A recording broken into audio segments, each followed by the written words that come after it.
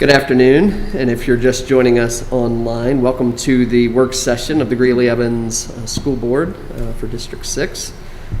We're going to begin this work session as we normally do with board member comments and reports. And so we'll start to my right. Mr. Hafele, we'll let you go first. It's good to be here and see all of you. I'll try to be really quick. The Greeley West groundbreaking was nothing short of exciting beyond words, and I think that Mr. Matthews and Dr. Pilch and Mr. Cranston said it well when it was a community-involved event, and it wouldn't have occurred. And actually, Ms. Pappas was another important component in all that, and thanks to her as well. But it was really exciting to see that and the pride that everybody had, and I think that kind of reflects how people think about us as District 6. I think things have changed over time, and that's good. I was at Shields looking for weight equipment, and all of you would agree that I need it. And this guy kept staring at me, and I'm like, uh-oh, where's this going? And he said, Mr. Hafele? And I said, yes. And he said, he wouldn't tell me his name, but he says, my wife works in the district, and I would like to thank you all for your comprehensive plan. It's very well done. My wife feels very safe, and she's delighted to be back with students, and I want you to share that with the Board of Education. I received a letter from Dr. Mark Wymera, whose daughter is Gianna, and Mark said the same thing, that he was delighted that the plan was so solid, and he was aware of the opportunity of creating choice and access for all of our students, and he felt that us being open was really positive. He was really saddened by not more sports, and I reminded him that that would be a CHASA decision and not ours. And then Carrie Feinstein called me just as I was leaving, and she said congratulations to us on a fine start, and she's delighted that her daughter's at Greeley Central as a junior. Thank you, Mr. Hafele. Ms. Ellis. Just kudos to our community, just remembering how much our community cares about our kids. That Greeley West groundbreaking really put that in perspective. And I think, just a positive moment in some really, really tough times for everybody to get together and really celebrate again. It was really, really nice. And I've heard from other people just excited about Greeley West, excited that we're finally doing this. And then also people that are just grateful that we're back in schools, surprised that it went so well and so smooth, and they just keep wishing us the best and wishing everyone to stay healthy. And I know that there's still people out there that are still nervous and stuff, and just know that we acknowledge that, we definitely hear that, and we get it. And we're going to continue to make sure that we keep things as safe as possible. Thank you, Ms. Ellis. Ms. Pappas? I totally agree about the Greeley West groundbreaking. That was very special, and it was nice to see so many people at the event. What has been really exciting is seeing kids in the morning as they go to school, and I'm pretty impressed with the way all levels that I've seen are doing that physical distance as much as possible, even when they're not in the building. So I appreciate that. I think our kids are very resilient, and I too have heard positive comments about the first week of school, and I look forward to hearing about the opening later on tonight. So thank you. Thank you. Mr. Talley. I would echo everything about Greeley West. It was an amazing ceremony. I want to give kudos to all the schools and administrators for opening the first week. I had the privilege and opportunity to take my kid to school, one I don't get very often, and just watching as the staff members all worked collectively to make sure that things ran smooth. It was just amazing, and it was exciting to see my son excited to walk into the school and excited to go back the next day. This morning was a different story, but it was Monday, so I felt him on that one. But he was very excited to go every day and loves his teachers and loves all the staff. So I'm guessing that all the schools are feeling the same way and all the students feel the same way. So good job to the staff. Thank you, Ms. Mash. I was very sad to miss the Greeley West groundbreaking, but I'm glad that it was well attended, and just what a fun celebration during so much heaviness that we've had recently. But I have enjoyed being a first-time high school parent, and my daughter decided to go out for cross country. I know of a number of kids who are trying out some new things because what they usually do isn't available, and so it was really fun to go to the first cross country meet. My daughter said that the camaraderie, even the encouragement from team to team was really great. Other girls that ran past her said, "Hey, good job, keep it up," because it was like 100 degrees for sure. So yes, thank you all for the extremely hard work that went into the opening. It's been great for my 2 children, and I have had a number of parents let me know that things are going well. I have some friends who have a child who's doing fully online learning, and they felt like that has gone really well. Well organized, their child's excited, has met their teacher, even has a UNC student teacher online working with that teacher. So yeah, thank you. Thank you, Ms. Mash. I too would just echo that was great to break ground at Greeley West, and we do look forward to the day when we get to go and see that completed. Get to think that our kids can just open windows instead of running air purifiers. So it's fun to think about what everything that's going to take place there. Trying to think, I also was at the cross country event. Congratulations to Greeley West, men's Greeley West team that won that. And it's great with so many things that we can't do because of COVID, like high school football and some others. It's great to see those things that we can do, and to see marching band and cross country and golf and many of the other things that we do get to do. Our kids are excited to be back and to be a part of that. Something my wife reminded me of today. She's been subbing for the last, I think just about every day. She subbed for the first 6 days. But she said just the difference in first graders getting online and the difference in second graders getting online is amazing. She said that where second graders can just get on and they know their name and their login, and the teacher says get online, and they get online, and it takes about a minute.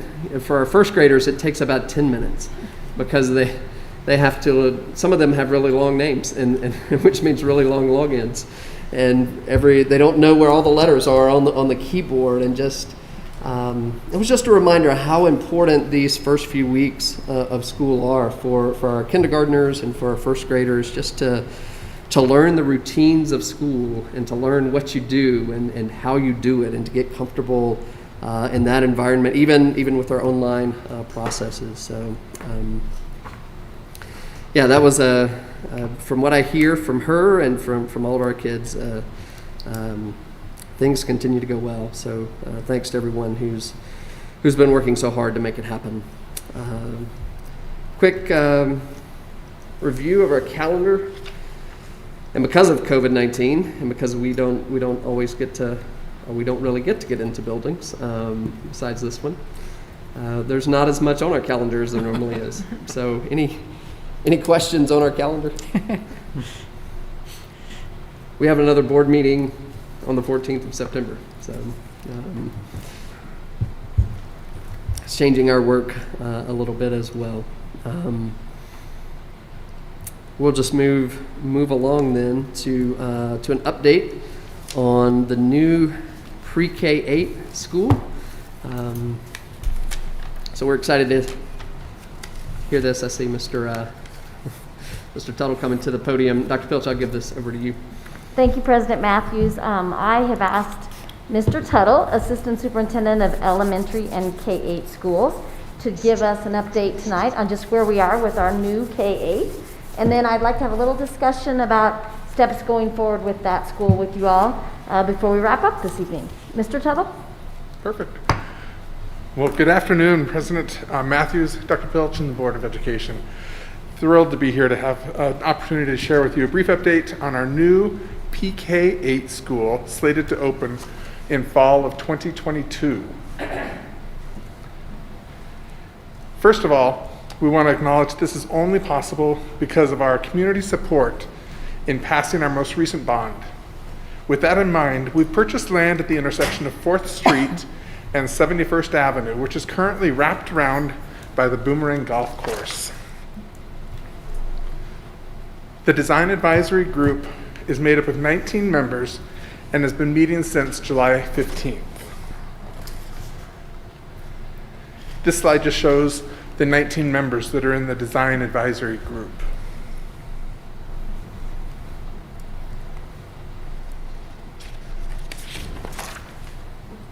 As we are beginning to design the school, we're working with DLR Group from Denver. They have been working with our district leadership team, along with the Design Advisory Group, in discussing things like the learning communities, what they will look like, what the general layout of the building will be, as well as many things like colors and textures that have been resonating with members, and what spaces need to be near other spaces.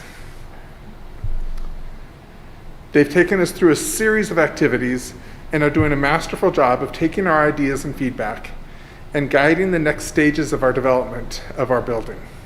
Here are 2 examples of very early on stages and designs that have incorporated our feedback and are beginning to shape what this new school could look like.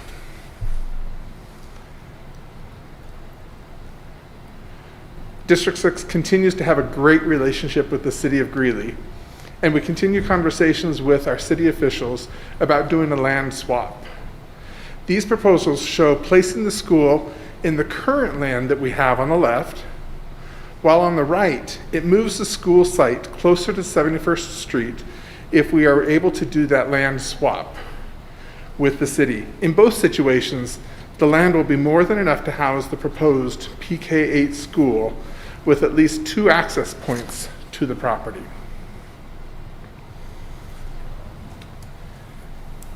When it comes to naming the school, we will follow the Board of Education Policy FF.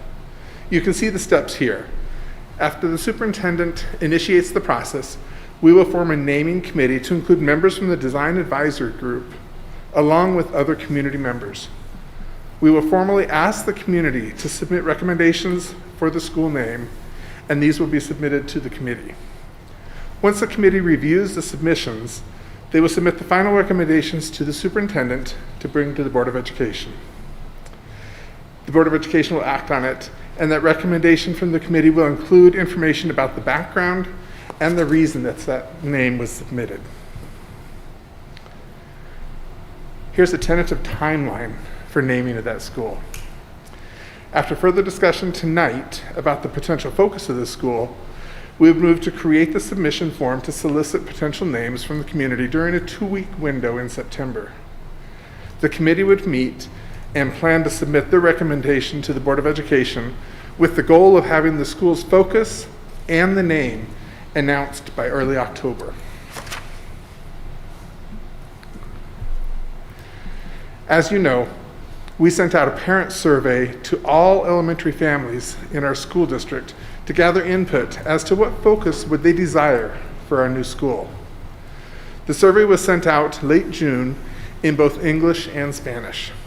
We received 556 responses back, which included 417 responses in English and 39 responses in Spanish.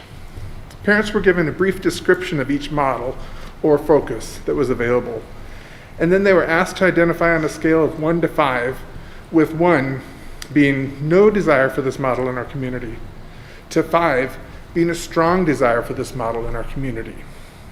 When we compiled the English and Spanish results, the top 2 focus areas to consider are STEAM or STEM and pre-engineering. These were the top 2 when we looked at the compiled surveys, as well as when we looked at just the English or just the Spanish surveys. Those were the top 2 as well. As we think about these focus areas, we know that we have STEM focus at McAuliffe and STEAM focus at Martinez, providing this opportunity within our community. We currently do not have a school with a specific focus on pre-engineering. One consideration would be to think about how we utilize the focus of the school to target underrepresented populations. For example, if we go with pre-engineering, how do we increase access for women or people of color in the areas of engineering? That gives you a brief summary of kind of where we're at. With that, I'm going to turn it over to Dr. Pilch and let her facilitate a conversation with you around the focus of the school. Thank you, Mr. Tuttle. Before we go to the focus, why don't we just see if they have any other general questions about the K-8 that either of us could answer, and then I want to talk a little bit about a possible focus idea.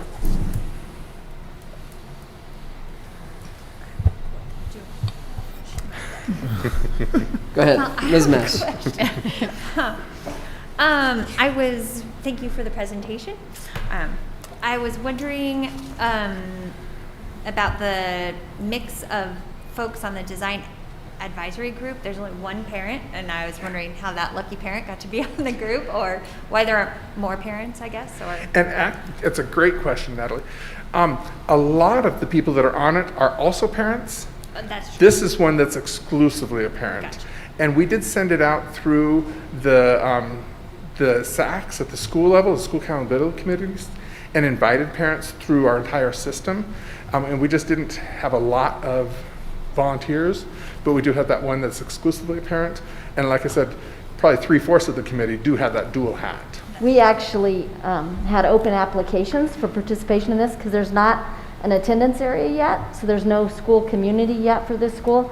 Right. We did end up actually recruiting some folks to participate because there wasn't high interest in being involved in this. And I think it was the time of year. We had just closed with COVID. Yeah. And it doesn't have, its own a community yet. Thank you. I have one more question. Ms. Mesh, can you speak a Yes, little bit I'm sorry. more directly to the microphone? Thank you. I recognize that surveying our parents and teachers, whoever we survey is a big task.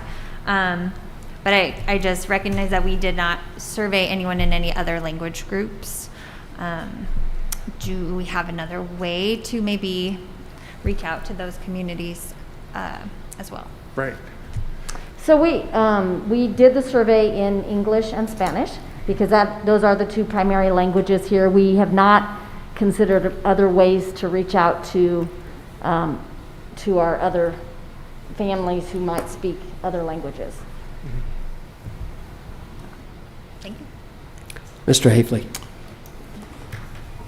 Are the people that are going to be on the naming committee, are they going to be drawn from your advisory committee? Both. So we're going to have some from the Design Advisory Committee and then additional just community members that'll be a part of that. Are we considered community members on that one, Dr. Pilch? As board members? Yeah. No, Okay. because you will actually make the final decision and take board action on the name of the school.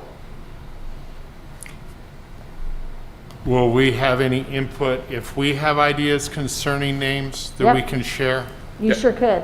And I can talk about that next, too. Okay, thank you. So we plan, I don't know if we've opened it yet, but we plan to open. We have not, we're waiting for the focus to finalize tonight. Oh, and then And we're going to then- open the survey, that's right. So we plan to put out a call for naming recommendations. That will be public, so anyone can submit an application recommending a possible name for this future school, including board members. And then all those recommendations will come to this naming committee, and then that naming committee will either narrow to one or some possible names to bring to me, and then I will bring to you a recommendation or recommendations for you all to consider as we choose a name for the school. If that's the case, Dr. Pilch, if a person or people are nominated more than once, will that carry more weight with the committee and with you as it moves through the evaluation?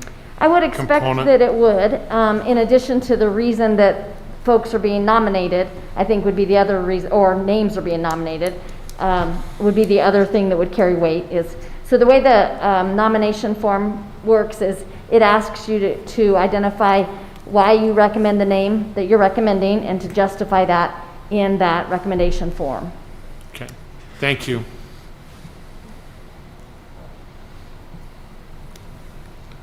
Don't see any other questions. Any other questions from board members? Ms. Pappas? This might have been answered already, but could you go back to the slide with the people that are on that advisory group?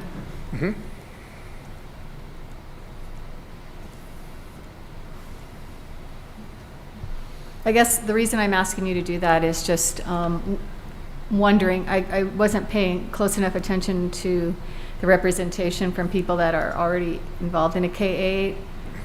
So I don't have Yeah. it in my... No, you'll see there are people that are strictly from an elementary. We have people from a K-8 school. We also have people from a middle schools to try and bring that cross-representation into the conversation. Thank you.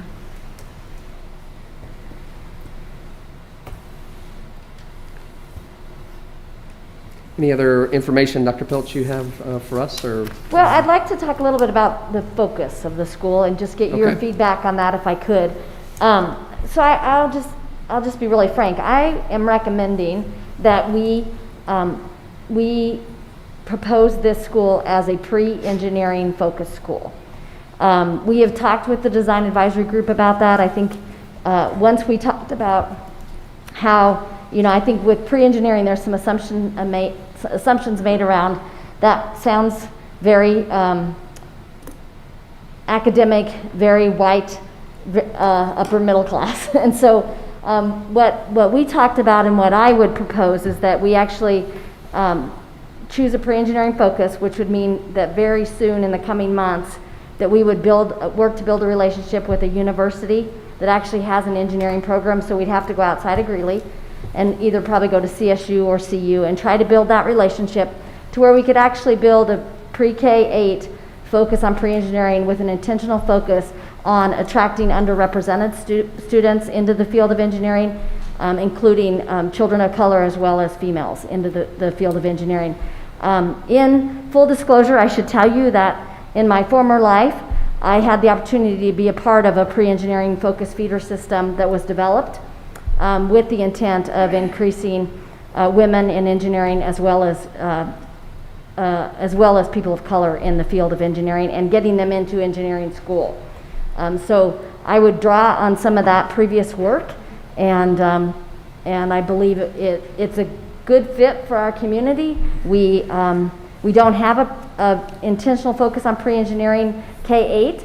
We do have pre-engineering and STEM at Northridge, but we've not done an intentional focus on the actually pre-engineering where we would encourage robotics clubs, and we would encourage science olympiad and math counts, and really do an intentional focus on pre-engineering in our community. So I would recommend that. What you all actually take board action on is the name of the school. So if there is a pre-engineering focus, that would come back probably in the name of the school when we bring the name to you. But also if you feel strongly that we're going down the wrong path here with going that direction, I would want to know that and would want to go back to the design advisory group and talk about some other possibilities in lieu of the pre-engineering if that does not resonate with you all. Ms. Ellis, you're first, then Mr. Hafele. So with what you've just discussed, so would this be a feeder school into Northridge then? Not necessarily, but possibly. So, we have not intentionally done feeders for the most part in our system at all. So absolutely, I think going into Northridge is certainly a possibility for students in pre-engineering, but I also think it's an opportunity as we look at the rebuild of Greeley West, a piece of the conversation there is around higher tech industries, very much like pre-engineering. So I think there would be some interest there as well. And of course, the advanced manufacturing is a very nice fit with engineering at Central. So I could see any of our high schools being a good match for this. Mr. Hafele. Yeah, I think it's an absolutely wonderful addition to the district. And I think that the goals of serving underrepresented populations and women is spectacular. If you build something like this with that focus, how does it change how the building's built, and what are some of the components that will set it apart from other K-8s Yeah. in District 6? It's a great question. And so you can imagine how excited the architects were when the committee started to talk about the possibility of a pre-engineering focus. So they really believe there's a lot they could do with the indoors and the outdoors, especially with the location of this school and, you know, all of the, what do we call it, Wes? The makerspace and the, No, the outdoor stuff. Well, you the know. outdoor learning spaces? Yeah. But anyway, yeah, but there's lots of opportunity, I think, and which is part of why I'm bringing it to you now, so that we can intentionally put pieces into this design phase related to the focus of the school. Okay, and I think that green and gold is a wonderful motif, and no black and gold is all I would have to say about that, please. I'm smiling under my mask. I know you for are. I can tell by your eyes. Can I just ask a point of Go ahead. clarification? Can you differentiate between pre-engineering and STEM? I can. So it's with an intentional focus on truly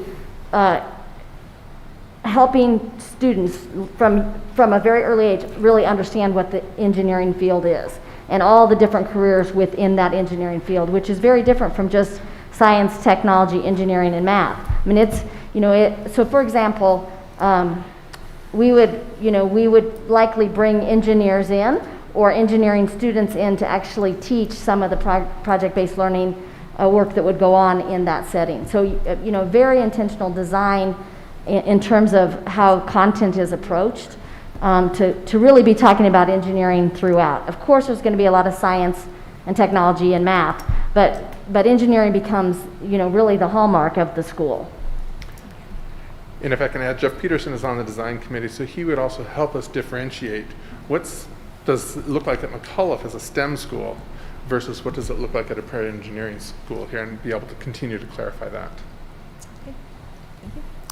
Ms. Pappas. I also like the idea of a pre-engineering school, but I do have just a couple of concerns and issues just to make sure that we're thinking about.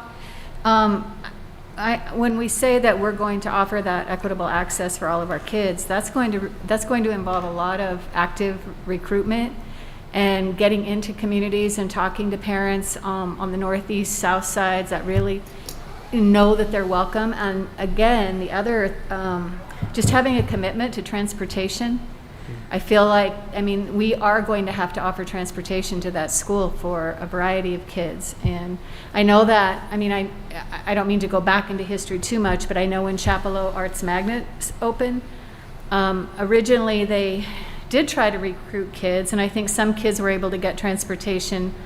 You know, a bus would come to their school and pick them up and take them, but that gradually went away. And so I just feel like we have to be very, very careful about this and making sure that we get in and talk to our families with all languages and really support them in making this decision, because I feel like it's a great opportunity and will be an opportunity unmatched in our community. So just keeping those things in mind, which I know you have, but it is going to be really important. Yeah, and I want to be clear, I'm not at this point recommending this be a full open enrollment school. I'm recommending this be a boundaried school at this point. We've got work to do around boundaries over the next 18 months, but we would see this school as having an attendance boundary and then also having the ability to take students in through open enrollment. So I think a big part of what we do with attendance boundaries will impact the enrollment at this school as well. So I understand that, I hear that. One thing that I really value about Winograd K-8 is the fact that it is representative of our community, because you go on that north corridor. And so that's one thing I really appreciate about that school. It represents our community. So I worry that if we're going to have a boundary that's out west, we are going to have more white middle class, upper class kids. And then just the fact that we have families that may or may not feel comfortable joining that school as well. So I appreciate that you've given thought to it, but that's very important for us to consider. I agree. Mr. Talley. I like the idea all around. I think it's amazing. One request or thing that I don't know if it's been thought about, social emotional learning. is very important. And I think it's a high need in our country right now. And so has there been conversation of having a wing or an area of the school where there are the social emotional classrooms, like sort of like the MAB program, but in a K-8 system? So we have not yet made the determination of which specialized program will be at this school in terms of special education services, but there will be a center-based program there. So we have talked about a sensory room. We've talked about, well, really, in the design, we've talked about flexibility in space where staff can make a lot of decisions around how they utilize that space. So there's absolutely opportunity for that. And we're not into designing the inside of, say, for example, those special education areas or the counseling service areas. We've not gotten to that detail yet. There is, in the early plans, there is an area designated for the counseling supports team, but there's no specific, like you said, it's not gotten down to the office spaces. Okay. But there is that space designated in that. Okay, perfect. Thank you. Any other questions from board members? Okay. Dr. Pilch, I think you answered all of mine in the midst of answering some of the others. Is there anything else you need to tell us about the school? I think I'm hearing general support for this pre-engineering focus. And so what we will do next is put out the application for folks to recommend possible names for the school, and hopefully I can bring you something by early October to make a decision on the name for the school as well, along with the pre-engineering focus in that name. Good? Yeah. That sounds great. Thank you. It's so fun to have this forward-looking work in all this kind of work that can really consume us around a pandemic.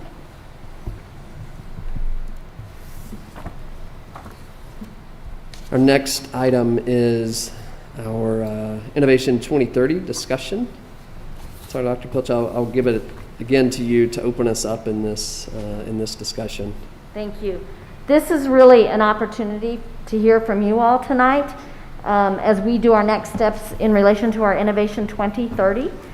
We've attached several documents to your agenda there just to remind you of the work we've already done to gear up for Innovation 2030. So really what we're working toward today, and we're going to try this and see if we can get the slides to work. I'm working? Yeah, they're working. Perfect. Just to remind you that we've finalized the mission and vision already. You have that there for you. We have finalized those values and beliefs. We made some changes in that last spring when we came together.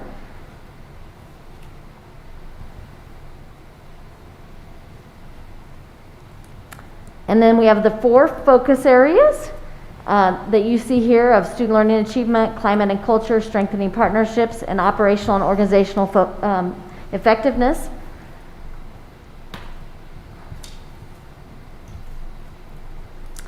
And then under each of those focus areas, we've identified 2 goals. And you all worked on this last spring before we all went remote. So what we're going to ask you to do today is to be thinking about what are some of those priorities under the goals. So I don't know, Mr. Matthews, if you want to just take it goal by goal, or just let the board members speak freely around priorities that they would hope to see in Innovation 2030. But this is where we begin to identify, and cabinet and the folks who report to our executive cabinet have begun to identify priorities that we would see under those goals, but we want to make sure we're hearing from you all as board members so that we're not missing something that should be a priority in the strategic plan. And it may very likely be that what you identify today is a strategy or an action, but Christina will work to capture the notes from your conversation so that we're not missing something that you all are saying, hey, I want to make sure we pay attention to this. So just to kind of walk you through those goals again. Can we go through all the goals first so everybody's aware of where their priorities might go? Because it's been a few months since we've looked at these. Mm-hmm. I think that's a great idea. So and then we could certainly hear from each of you after each goal, or do you want to run through each one and then come back to them? Mr. Matthews? I would say just very quickly, if we could run through the 8 goals and then go back to goal number 1 under student learning and achievement and begin to talk about priorities. But just so we at least have these goals in our minds as we're thinking about priorities. I think that's a great idea. So, Mrs. Crane, can you tell me, is the public seeing the slides too, or just they're seeing us? It goes back and forth, but Okay. what you're seeing on these television screens is what the public is seeing. Okay. So the public now can see the goals here under student learning and achievement Okay. on the live stream, yes.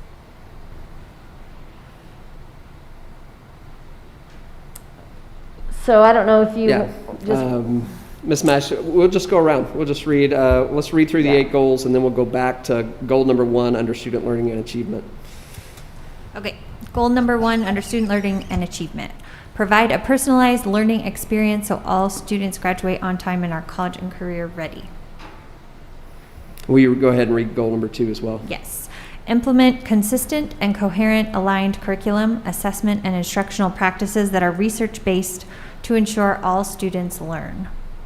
All right. Mr. Talley, will you read the 2 goals under strengthening partnerships?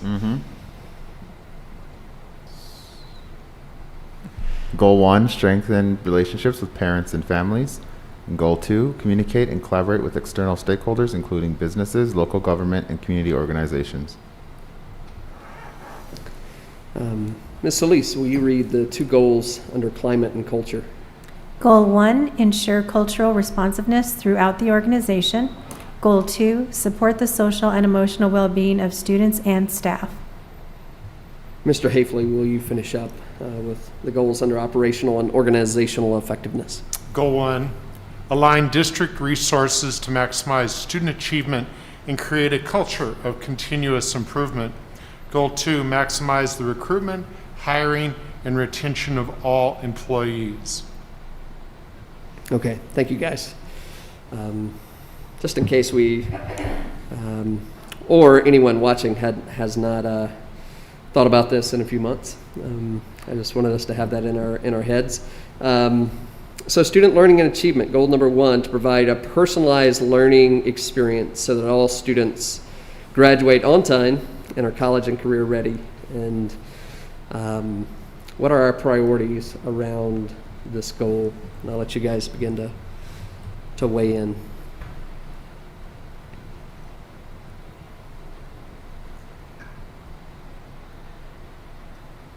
I'll go first, if I can. Yeah, absolutely. I'm trying to think of the right wording. I don't know. So excuse my weird vocabulary that I'm probably going to use, but something around the technological skills, tech schools. I don't know how to put that into words, but I hope you're picking up what I'm putting down. career and technical education? Yes, I like that.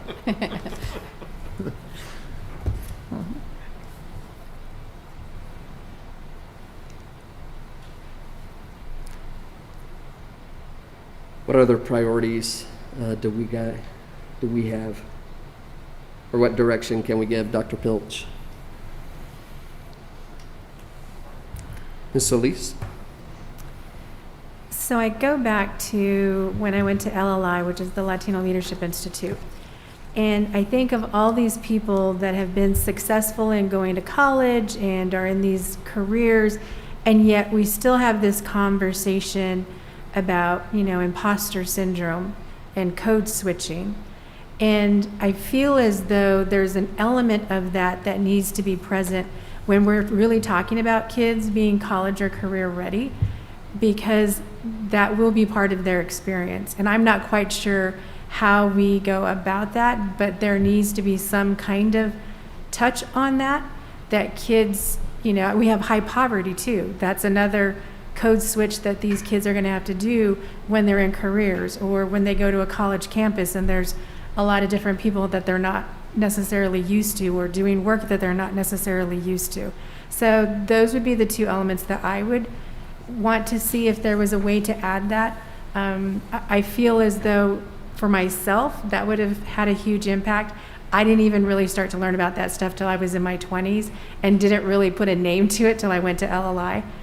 And yet I feel as though that is something that kids do already and don't have a name for it.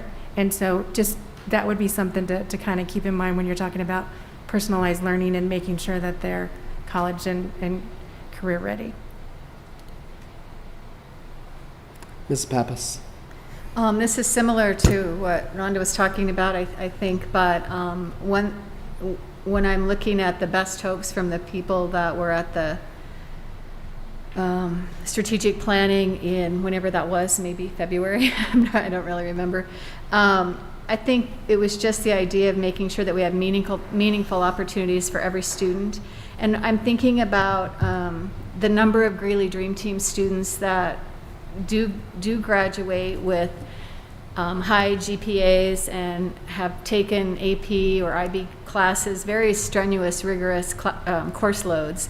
And I know that part of the reason, much of the reason that they are graduating at that level is because of the support they've received from advisors and also through AVID. So I don't know how you put it into a priority. It might be in our current priorities, but just to make sure that if we're asking each student to have an individualized, personalized learning plan, then they also have someone that is offering them that ongoing support, whether that's AVID or other programs or so. Thank you, Ms. Pappas. Mr. Hafele? Those are all wonderful ideas, and I appreciate them greatly. You know, one of the things that's been impressive, Ms. Solis and I were around when this started a long time ago in the last edification, and I'm impressed by the ability of the district to do maker spaces, manufacturing labs, doing internships with Vestas.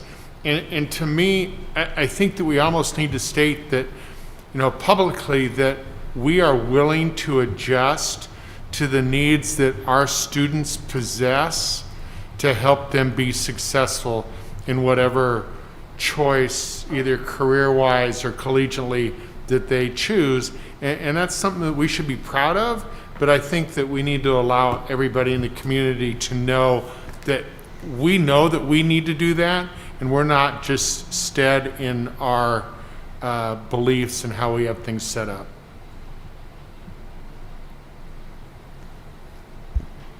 Thank you, Mr. Hafele. Ms. Mash. For the personalized learning experience for all students, I know Terry mentioned this in regards to the new K8, but just an overarching lens of equity through all of this planning. And I know it does require dollars and transportation, but to truly say that all of our students have the opportunity for all of the things that our district offers. So if someone wants to go to Arts Magnet, if someone wants to IB, is it truly equitable opportunities for all of our students to obtain those things? And then I don't know if this goes along, I think goal 2 talks a little bit more about curriculum, but also intentionality in choosing curriculums that do speak to the history of Black and brown people, of the holidays that are never recognized, things like that. I don't know how that comes into a goal, but I've just been learning a lot more about that here recently, and wanting us to dive into how we can pull out more of the rich histories of our students through our curriculums. I don't know. I would just, someone pointed out how, like, a question about Susie went to the beach.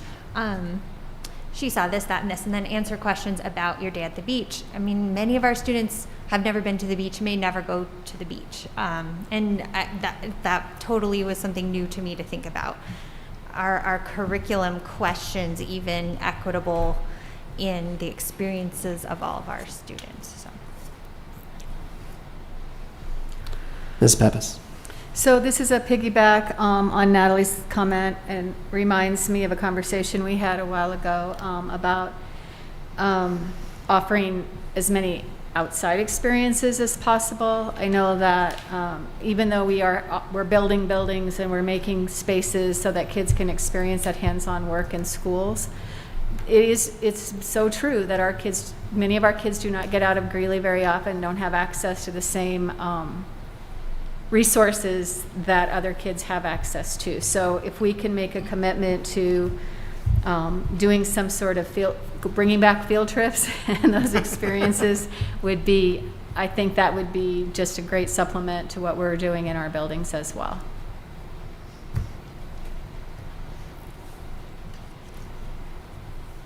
Ms. Ellis? So I appreciate Natalie's comments, and it kind of brought me back to a moment that we were actually in a school and we were in a classroom and we were there for observation, and Terry and I kind of had a conversation about it. But the conversation was about what was great about Colorado. And a lot of the things that they were talking about were things that you really had to have, the ability to do, whether it was go to the mountains, go camping, go hiking, go skiing. So there were all these things that, she was looking for. And I looked around the classroom, and there's a lot of kids that have not been able to do that. I mean, I feel like I've had a lot of opportunity, and I think I've been skiing once. It's a very expensive sport, as a lot of people know. And so I don't know how we do this with staff to make sure that they understand the demographics when they're teaching, and making sure that they fully understand the kiddos that they have in their classroom. I feel like there's sometimes we get kind of preoccupied on this is what I'm supposed to be teaching and this is the lesson that's there, and yet it doesn't necessarily fit in the classroom that I have. And so just being very conscious of that work and making sure, and I think that does add an element when you're talking about a kiddo's personalized learning experience.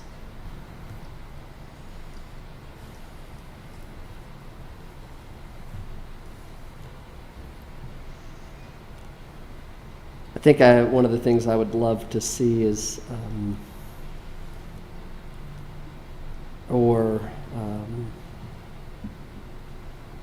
I guess, how do we help kids create a plan for what is after graduation here, so that they are ready for the workforce, or they're ready for college, and a lot of that will either be concurrent enrollment or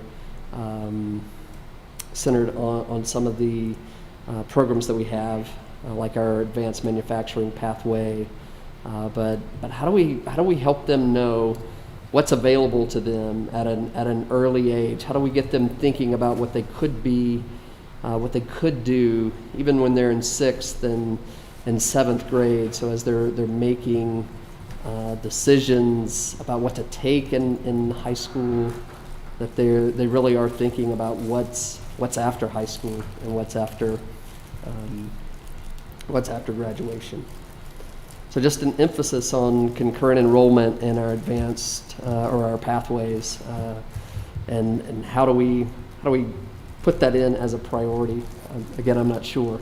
Maybe Dr. Pilch, it would be helpful if you tell us some of the priorities that you guys came up with around this, or were you wanting to do that at a different time? I am wanting to do that at a different time because I really want to hear from you all. Okay. And it isn't a trick. Like, it's okay, even if you say I don't have anything to add, that's really okay. But, I get to have one-on-ones with each of you, and I know that each of you have different things that are really important to you. And if there's a way that we can weave those into the strategic plan, I think that we should do that if we can. Your priorities so far are not that different from what some of our folks have identified.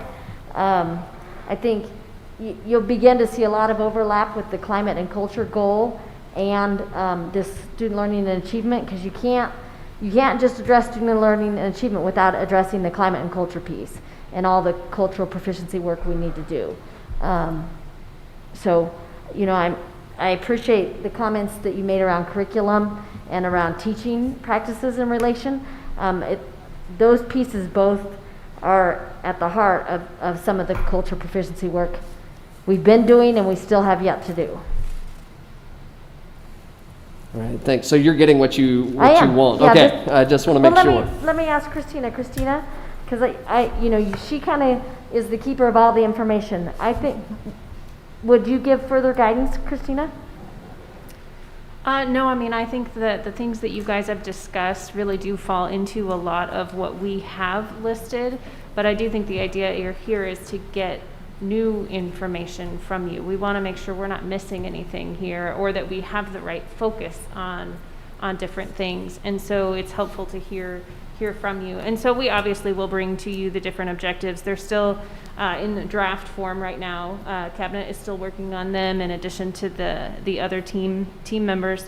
But we will definitely bring those to you once they're just a little bit more developed. But in order to develop them further, we need to hear from you. So thank you for what you're sharing tonight. I appreciate it. Ms. Elise?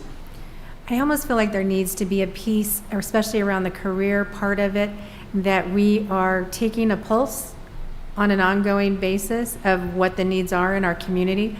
I know that when I had lost my job, I had filed for to be on the Indeed.com website and kind of put some things in there. So I keep seeing jobs. I keep getting those emails, and a lot of those are repetitive as far as what positions are needed to be filled, whether it's just here in Greeley. I also see some of the same things in Loveland and Fort Collins. So those hard to fill positions, or where they're really needing people on an ongoing basis.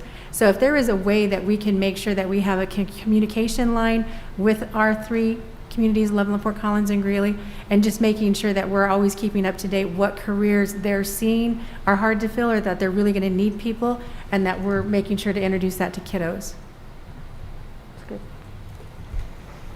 Thank you, Ms. Elise. Let's go on to goal number 2 under student learning and achievement. And goal number 2 is to implement consistent and coherent aligned curriculum, assessment, and instructional practices that are research-based to ensure that all students learn. So what are your thoughts on goal number 2, or your hopes for priorities under goal number 2?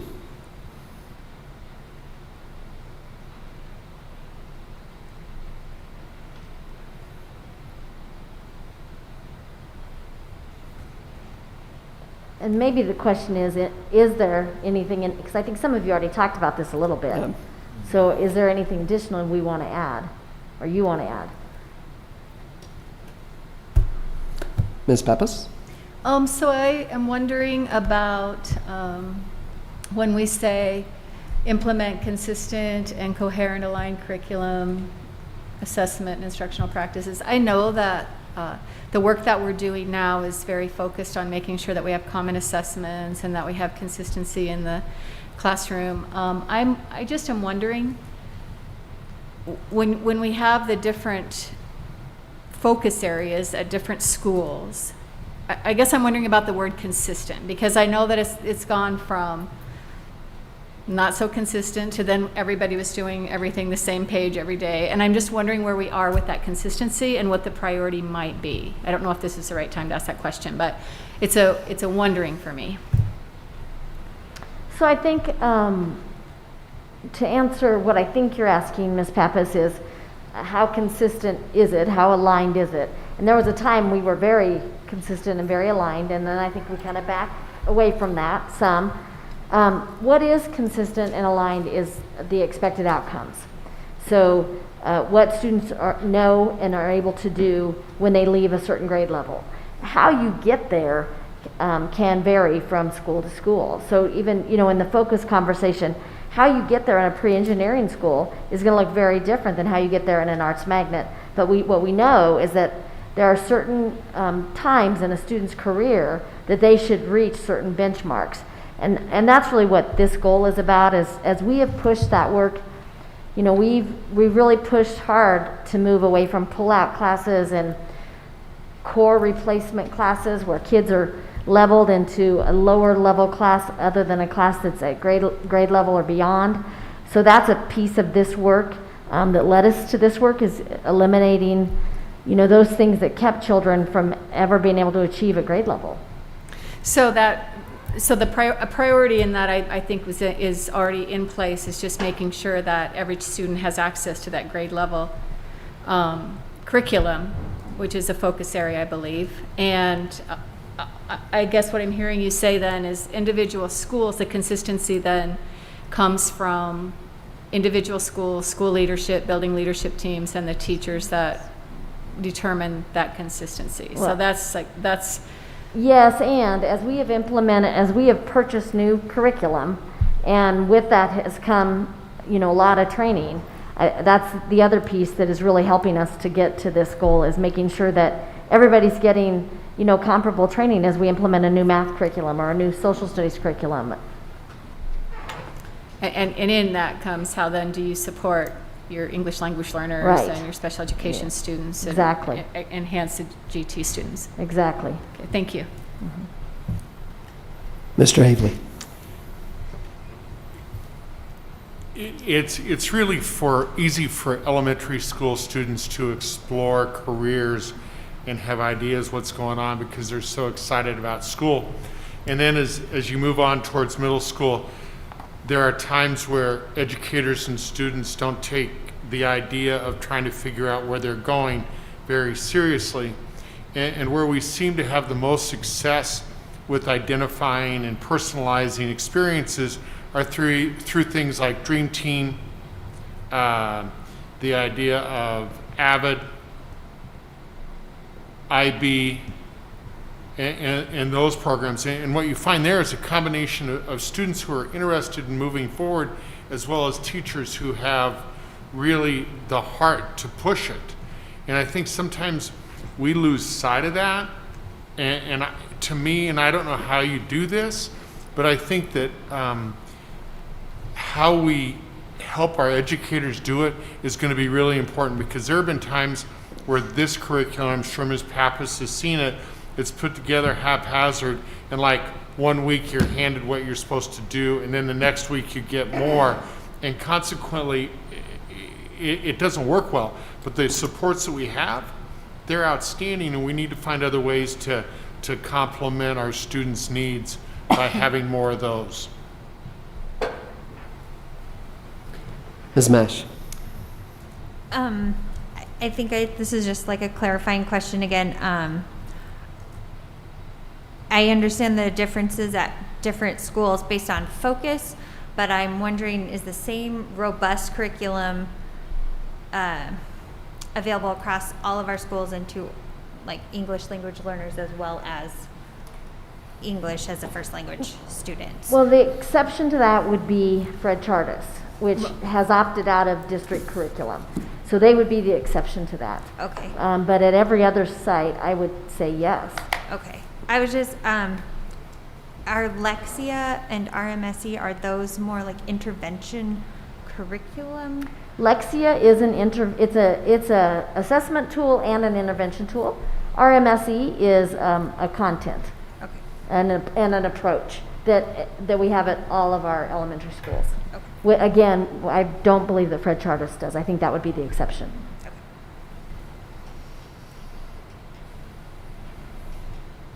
Mr. Talley. Button broken.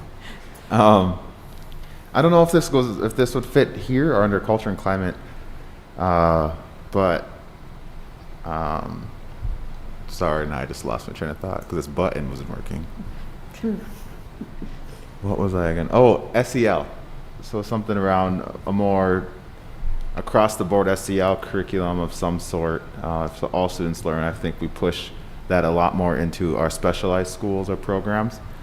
And We're actually implementing a SEL curriculum district-wide this year, a new one. So I need to get you all an update on that. I don't know that I've shared that, but I do think the point is well taken, Mr. Talley. I do think it fits here. I also think it possibly fits in the climate and culture piece. Even though we're implementing, it's probably not enough. It's scratching the surface of beginning to implement something district-wide around SEL. perfect. Thank you. Ms. Mash, did you have another? No. Okay, sorry. Between you having to reach over and me having to look this way to see the light, it's difficult to get your comments. Let's move on to strengthening partnerships, and we'll look at both of these goals at once.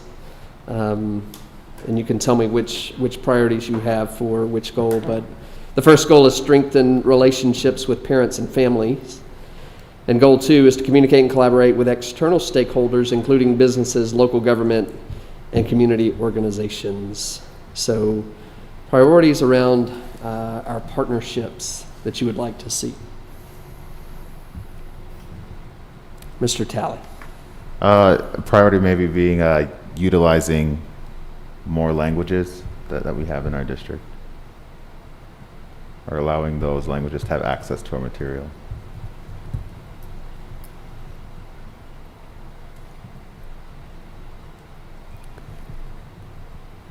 Ms. Ellis?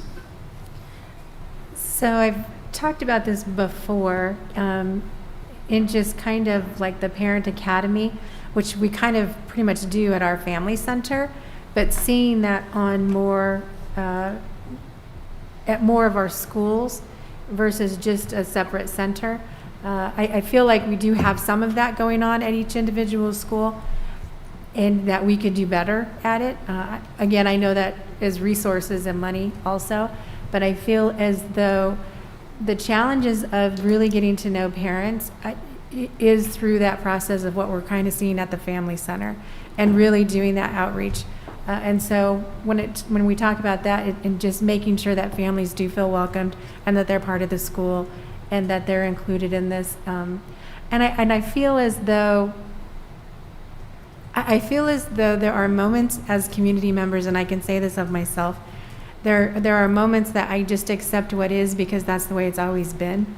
And when someone gives you that extra, it's just like, whoa, I didn't even realize that it could be like this. I didn't even think about that because it's always been like this other way.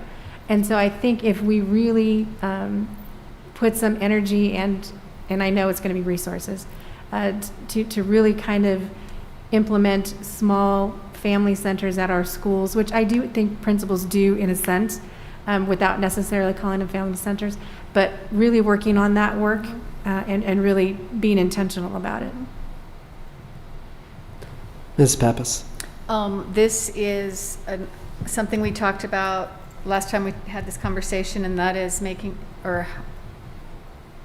giving the opportunity for parents to be involved in the individual learning plans. Just at some level, making sure that parents are involved in that, and that was Rhonda's idea, and took a while for me to buy into it. What? But, no, but I do think it is a priority. So thank you.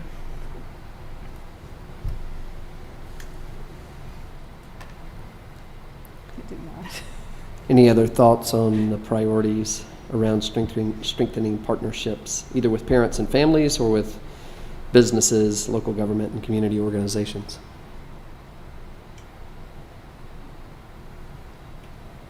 Ms. Solis? I would say on number 2, I just want to make sure and give a lot of thank yous to people, because over the years, from the time that I first started on the board to where we are now, I know if this work wasn't being done, we would not have an MLO or a bond. And so I just really want to make sure that I'm thanking everyone for changing that and doing the work to collaborate more. And I feel as if we just continue to do that, I think this is a goal that will kind of automatically happen.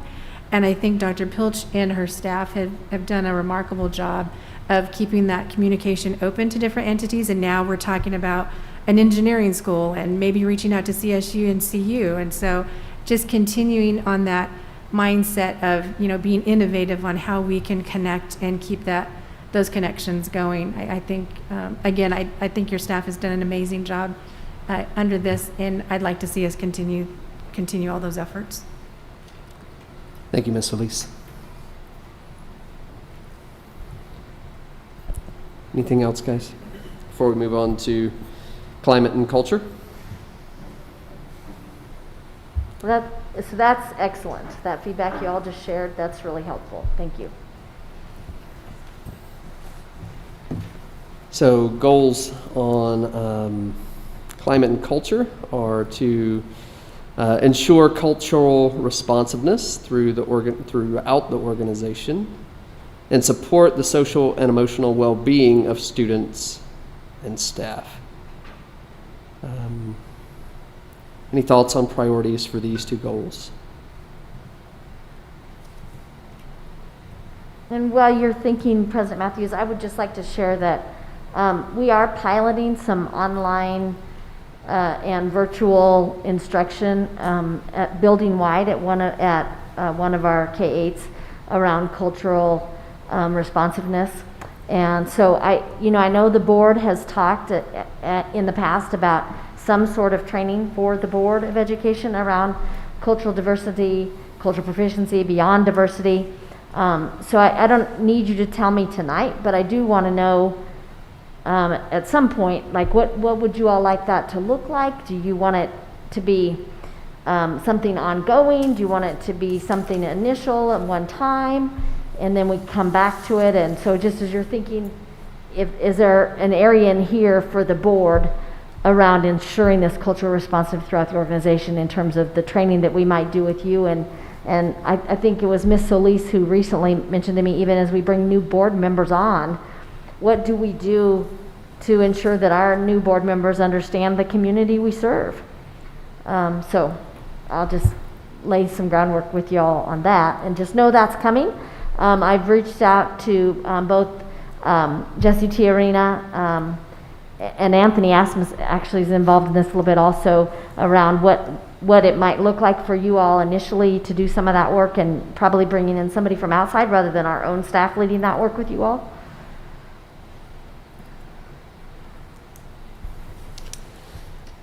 Ms. Mash, you're first on this one. I just wondered first if maybe you could define like cultural responsiveness. I don't know if I've heard that specific verbiage before, as awareness, equity, diversity. Is that kind of all of that? Yeah, thank you. I'm glad you asked. So really, I think when we use the word cultural responsiveness, we mean we are responding in a culturally appropriate way, regardless of who that student or parent or community member is who is coming. You can be culturally aware, but that doesn't necessarily mean you're going to respond appropriately. Same with, you can be culturally proficient, but that still requires a response. So for us, I think the words culturally responsiveness includes equity work, diversity work, awareness work, and then how do we respond to that? To your question, both of you have asked tonight about languages.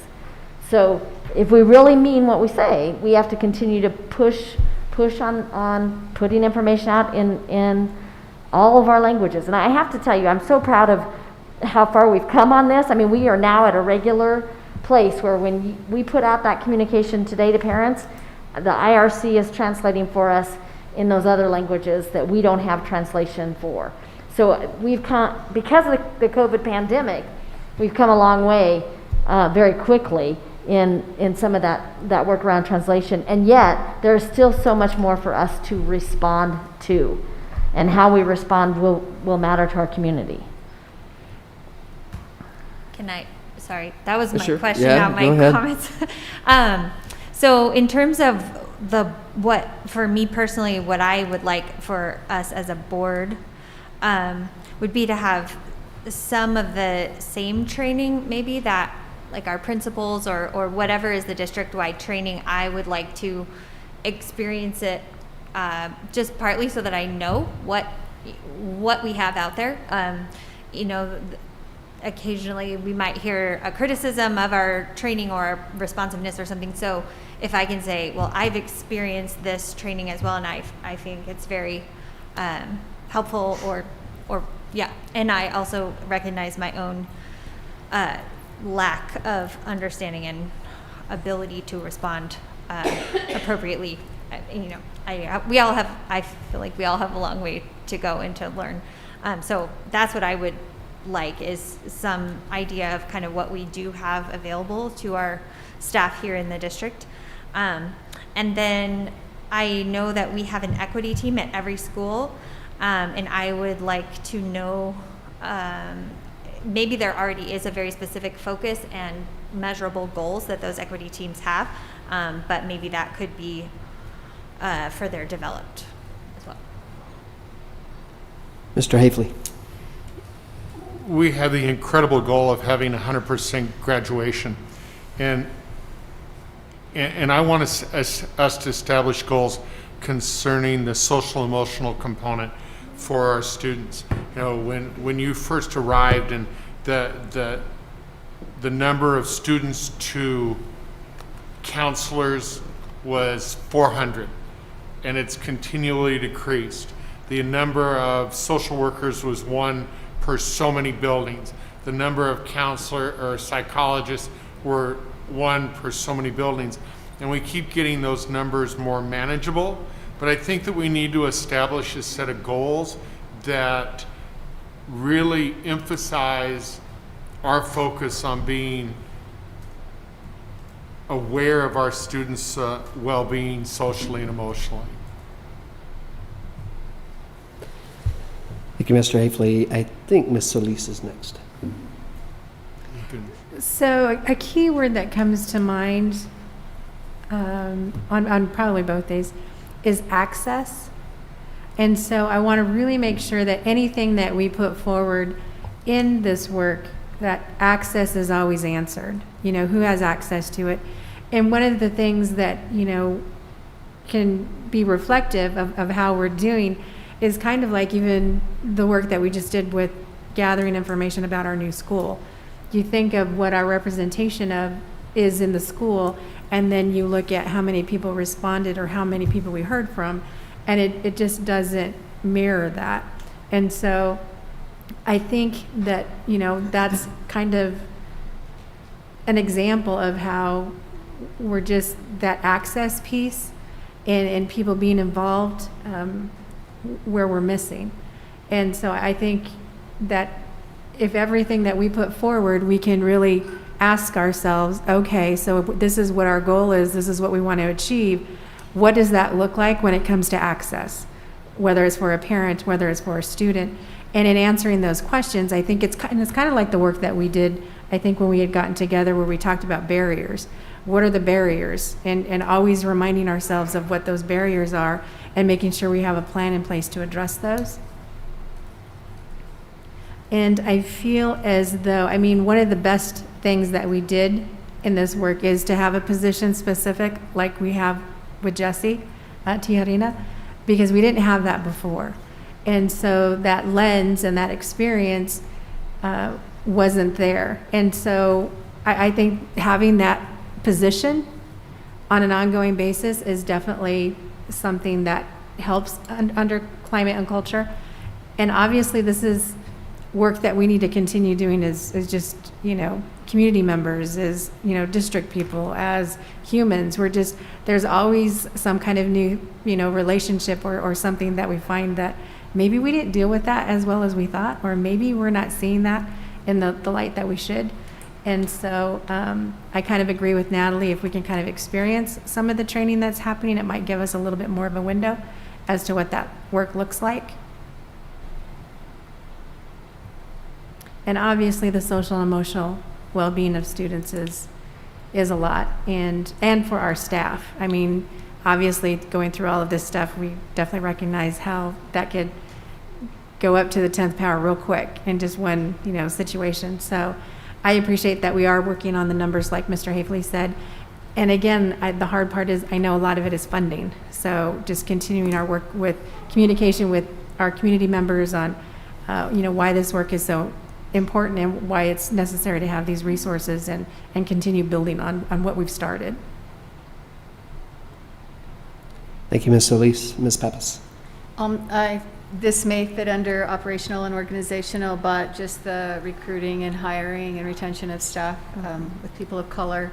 And then also, I don't know how this fits in. I don't know if it's already identified, but I truly believe that with the turnover of teachers that we've had in our district over the past several years, and people new to our community or people that aren't living in our community necessarily, I think it's really important that every educator and every staff member and every board member truly understands our communities in Greeley and Evans. So I know that some schools do focused, I don't know what you would call it, just journeys in their community and walkabouts. But I think it's important for us to understand the big picture of our communities and the different areas. And I think that when you all were trying to figure out the online learning in the spring, and it was quite an eye-opener to find out places that had no access to internet, and there are communities in Greeley and Evans that have no access to a lot of things and that we don't know. And I think it's important for us and our staff members and teachers just to understand who are our kids in Greeley and our families in Greeley and Evans. Thank you, Ms. Pappas. Mr. Talley? I want to touch on cultural responsiveness. I think sometimes we get wrapped around culture, thinking color of a skin, but culture is so much more and so much more broad than that. And so I want to, when we think of priorities, if we can also consider and make sure that we include our students and our staff that come from different communities, cultural communities, our LGBTQIA community, our students who are on IEPs, that's a different culture that they have to live. So make sure that we are using the student first language. Our first, on our values and beliefs, our first bullet point is we believe that our students come first. And I oftentimes hear, well, our black and brown students or our IEP students, our special ed students, well, now we're putting something in front of our students instead of allowing them to be student first. And so if we can make sure that we are doing, or we're being intentional at making sure that we use some good language around that. And then when we talk about recruiting and hiring staff of color, if we could be intentional about adding retaining as well. And really, I don't know what that work around that would look like, but if there could be intentional work around retaining our staff that are of color, or all staff, period. And then everyone that knows me knows that social emotional is like my world. It's where I live constantly. I love it. Ultimately, a priority that I would love to see, which I know is far-fetched, but it's a goal that I have, is an FTE in each school for social emotional learning. A social worker in each school, I think, is needed. Like Mr. Hafele said, we talk about our counselors and how their caseloads are getting smaller, but they're still huge. And so if we can have some supports in the schools for those social emotional learning, that would be phenomenal. Other than that, I think that's all I have. I could go on for hours, but I'll spare us some time. And I just have a couple, and that would be to one, to make sure that we're identifying GT students of all cultures. Then we're not just identifying children who have parents who are routinely advocating that they be tested and think that their child's GT, but that we're identifying those English language learners, because I assume that is infinitely more difficult to identify those English language learners as GT. And then two, that we use our teacher cadet program to identify potential teachers who may be in sixth grade right now, but the teachers that we want to have in 10 years, that we're really working to recruit them so that we do have staff who look like our community. So those are my only two. Let's move on, and then we'll break for dinner here in just a minute. But if we can finish our last one. Operational and organizational effectiveness. And our two goals are to align district resources to maximize student achievement and to create a culture of continuous improvement. And goal number 2 is to maximize the recruitment, hiring, and retention of all employees. Any additional thoughts? I know that we've touched on both of these goals already, but any additional thoughts that you have around these two goals?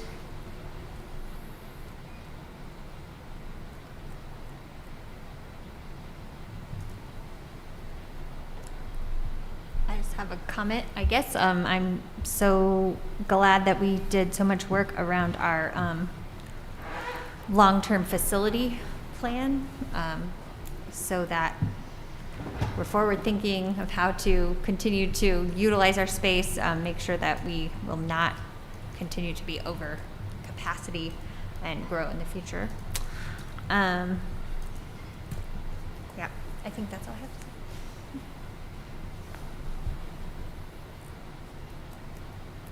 Any additional thoughts, priorities that we have? Feel like all of our suggestions, Dr. Pilch, have been, well, we need an Excellent. FTE here in this place and in this place. So we will leave it to you guys to figure out how to Well, put that's all that excellent. together. So I do have something. Sure. So on the goal, is there a way of putting in there, on goal 2, just, continued work on making sure that our district reflects our community? We'll have a priority that says that, Rhonda. That's Okay. where we can do it, is just make sure we have a priority under there. Yeah, right, we can thank do you. that. Yeah. So, President Matthews, we missed one thing under calendar at the beginning, and that is the invite for us to tour JBS, which under Strengthening Partnerships, we talked about, one of our goals was around working with our community partners, but we have been invited to tour JBS on September 1st. We would start at 8:30 that morning. We'd be there till about 11:30.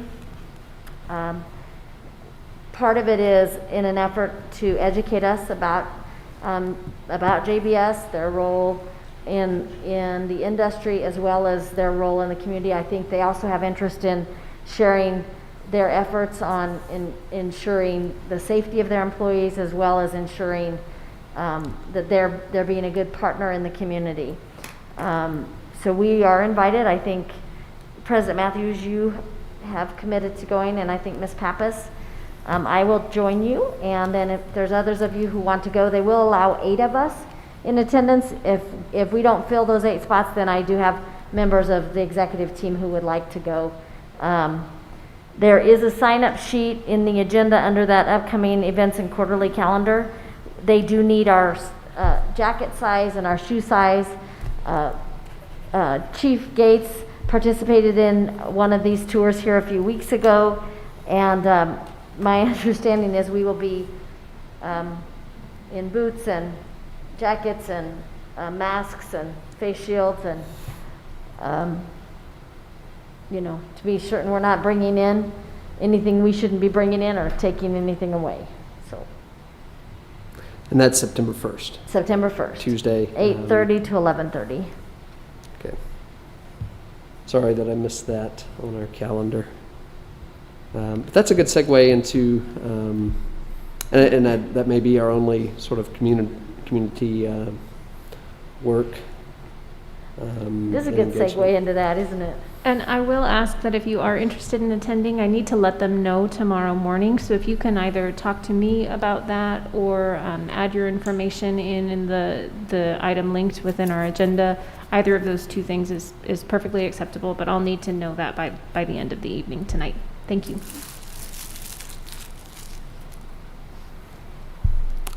Any other comments or thoughts on our community engagement before we debrief? This is another event, maybe you all get the emails as well, but our CASB fall regional meeting is September 15th from 6:30 to 8:30. It's a Zoom meeting, but collaboration with colleagues from neighboring districts, share ideas, hear from CASB's knowledgeable staff. We'll have Ms. Crane put that information in eWeek if it hasn't been, so you have an opportunity to register. Did you say the 15th? Yes. Okay. Thank you, Ms. Mash. All right, I don't see any other comments or questions. We'll start with you, Ms. Mash. We can debrief, and then we'll have dinner. It's very rewarding and exciting to plan for the future, and 10 years seems like a long ways away, but also goes really quickly as was looking at my daughter's kindergarten picture, and now she's a freshman. So I'm excited to, hopefully make positive changes for kids that we won't know. We'll be gone in 10 years from this position. But so yeah, and as always, I just really enjoy hearing from all of your ideas and passions, and know that Dr. Pilch and her team continue to make innovative and caring and up-to-date decisions for our students. Mr. Talley. I thought today was good. I really appreciate. I wish I could sit with all of you every day. 'Cause I'm always like, oh, that was a good point. Oh, I'm gonna write that one down. Didn't think about that.